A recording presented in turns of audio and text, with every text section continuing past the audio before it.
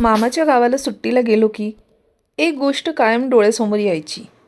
गावाच्या बाहेर उभा असलेला तो पडका बंगला.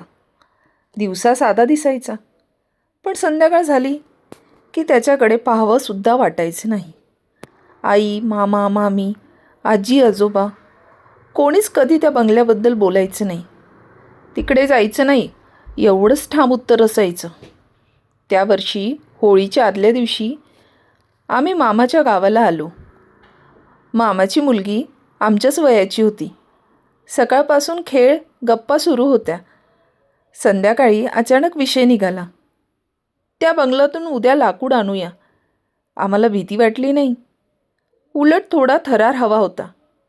दुसऱ्या दिवशी सकाळी उठून सगळा प्लॅन ठरला. कोण काय उचलायचं, कोण आधी आत जाणार, सगळं. संध्याकाळी खेळायला जातो असं सांगून आम्ही बंगल्याकडे निघालो. आत पाऊल टाकताच थंडगार वारा सुटला. दार मागे जोरात बंद झालं. वाऱ्यामुळे असेल असं म्हणून आम्ही दुर्लक्ष केलं. आम्ही पुढे गेलो आणि किचनमध्ये पोहोचताच पाय जागीच थांबले.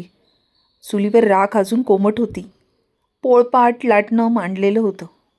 जणू खूप वर्षापासून कुणीतरी इथे रोज स्वयंपाक करत होतं.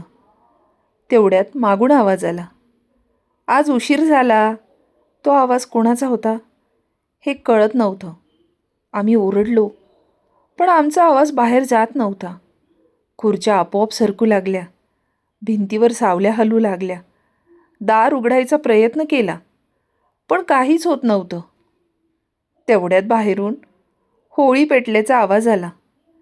ढोल, हशा, गोंधळ आणि अचानक दार आपोआप उघडलं. आम्ही जीवाच्या आकांताने बाहेर पळालो आणि थेट गर्दीत मिसळलो. मामा आमच्याकडे पाहताच हादरला. तो काहीच बोलला नाही. त्या रात्री आम्हाला झोप लागली नाही. सकाळी उठल्यावर आमच्या पायावर राखेचे ठसे होते आणि हातावर पीठ लागलेलं होतं. आजही तो बंगला तसाच उभा आहे, ओस पडलेला, शांत. पण गावात एक गोष्ट सांगतात, होळीच्या आदल्या दिवशी त्या बंगल्यात चूल पेटते आणि जो आत जातो तो थोडंसं तिथलंच होऊन येतो.